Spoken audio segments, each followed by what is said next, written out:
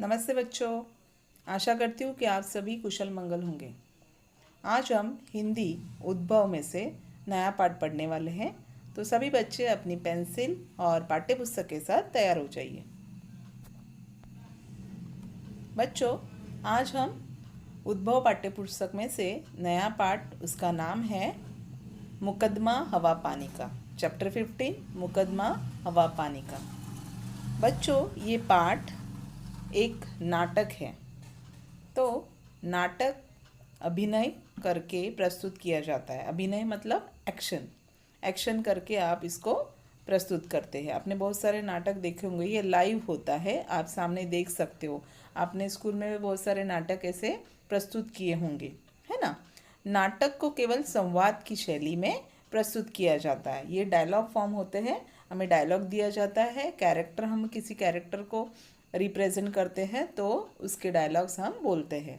जैसे कोई महाराजा होगा, राजा बना होगा तो राजा के डायलॉग बोलेगा, मंत्री बना होगा तो मंत्री के डायलॉग बोलेगा। तो ऐसी बहुत सारी कहानियाँ होती है, उसको हम नाटक के रूप में प्रस्तुत करते हैं। तो चलिए आइए देखते हैं हम आज का हमारा पाठ मुकदमा हवा पानी का। तो ये प्रथम दृश्य में हम देख रहे हैं कौन से पात्र है इसमें। पात्र मतलब कैरेक्टर, कौन से कैरेक्टर इसमें हैं। तो पहले है महाराज, फिर मंत्री, कुछ लोग, पानी और हवा। ये जो मुकदमा है बच्चों, वो पानी और हवा पे किया गया है लोगों ने। तो आइए देखते हैं क्या होता है। महाराज का दरबार। महाराज सिंहासन पर बैठे हैं, एक तरफ मंत्री और दरबारी गण बैठे हैं, सामने अन्य लोग बैठे हैं। तो ये एक दृश्य है, जैसे कि हम ये स्टेज पर परफॉर्म होता है तो इस तरह से सारे लोग दृश्य दिखाया जाता है। उस दृश्य में दिखाया है कि महाराज दरबार में बैठे हैं सिंहासन पर, और मंत्री और उनके जो दरबारी गण हैं वो उनके आजू बाजू बैठे हैं। महाराज कहते हैं, मंत्री जी, शिकायत करने वाले लोग आ गए हैं। मंत्री खड़े होके कहते हैं, हाँ महाराज। उस पे महाराज कहते हैं, जिनके बारे में शिकायत आई है, क्या उन लोगों को भी यहाँ बुला लिया गया है। तो मंत्री कहते हैं, हाँ महाराज, आज सब शिकायतें हवा और पानी के बारे में हैं। वे पास में के कमरे में बैठे हैं। तो उनको बुलाया जाता है, किसको? हवा और पानी। बच्चों, यहाँ पर हवा और पानी ये दो कैरेक्टर है, ये दो पात्र है, उनको दर्शाया गया है। जैसे कि यहाँ पे पानी का रोल अदा कर रहा है एक लड़का और हवा का रोल एक अदा कर रहे हैं। ठीक है, तो आगे देखते हैं। महाराज कहते हैं, ठीक है, मुकदमे की कार्यवाही शुरू करें। मुकदमा मतलब क्या है बच्चों, कि ये अदालत में किसी के ऊपर अगर हमने दोष प्रत्यारोप किया होगा तो उनको जो महाराज है वो न्याय दिलाते थे। पुराने ज़माने में जो भी शिकायत होती थी वो, अभी आज हम क्या करते हैं, आज के ज़माने में हम न्यायालय में जाते हैं, और पुराने ज़माने में हम दरबार में जाते थे। राजा महाराजाओं के सामने हम हमारी शिकायत दर्ज करते थे और उसके सामने दोनों पक्षों का, दोनों दल का को पूछ के उनकी क्या शिकायत है उसमें से निर्णय लगा के उनको न्याय दिया जाता था। तो इस तरह से यहाँ पे इस नाटक में पानी और हवा पे क्या किया है, मुकदमा किया है, अदालत में पेश किया गया। ये मामला होता है, ये उसको जो महाराज है वो न्याय देंगे। तो आगे है, मंत्री इशारा करते हैं, भीगे कपड़े पहने एक लड़का हाजिर होता है। उसके कपड़े के भीतर छिपे टेप रिकॉर्डर से पानी के बहने की कलकल आवाज़ सुनाई देती है। तो बच्चों, ये नाटक है तो उनको ऐसे दिखाना है कि ये जैसे सचमुच का पानी सामने आके वो बात कर रहा है।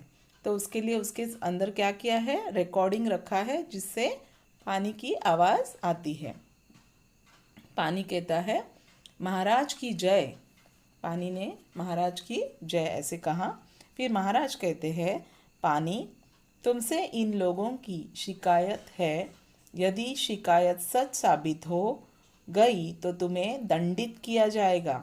दंडित मतलब आपको पनिशमेंट दी जाएगी। अगर आपके ऊपर ये शिकायत की है कि आप इन लोगों को, जो भी शिकायत है वो सुन के अगर आप ये उनका सच होगा तो आपको क्या किया जाएगा, दंडित किया जाएगा, आपको पनिशमेंट दी जाएगी।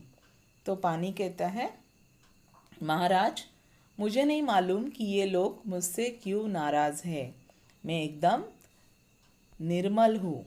ठीक है, तो ये कहते हैं कि महाराज मैंने कुछ भी नहीं किया, मैं तो एकदम निर्मल हूँ, मैंने पता नहीं ये लोग मुझसे क्यों नाराज़ हैं। उसके ऊपर मंत्री कहते हैं, महाराज लोगों की पहली शिकायत यही है कि पानी अब निर्मल नहीं रहा। नदियों और नहरों में बहते समय गंदगी और बीमारियां अपने साथ बहाकर सब जगह पहुंचा देता है। तो मंत्री कहते हैं कि ये लोगों की ये शिकायत है कि पानी अभी निर्मल नहीं रहा। निर्मल मतलब स्वच्छ नहीं रहा। इस पिक्चर में आप चित्र में देख रहे हैं कि पानी कितना शुद्ध और निर्मल है।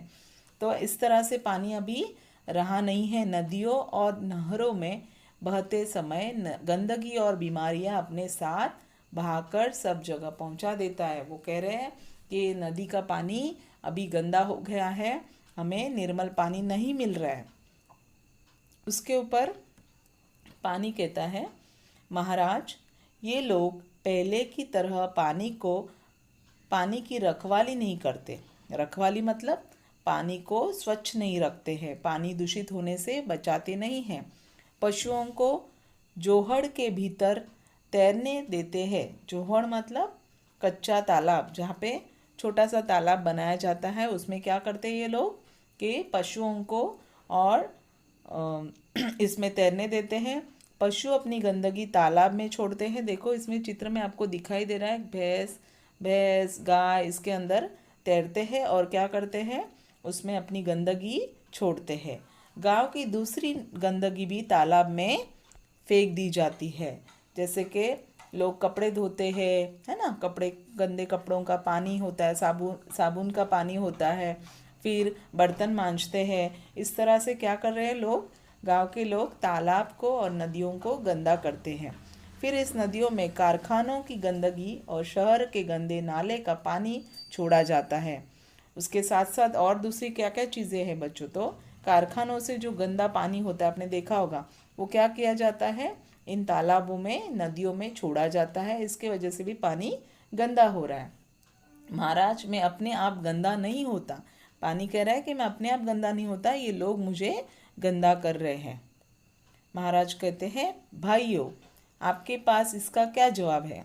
लोग आपस में फुसफुसाकर बातें करते हैं। फुसफुसा के मतलब धीरे से एक दूसरे से बातें करते, कोई सुन ना ले।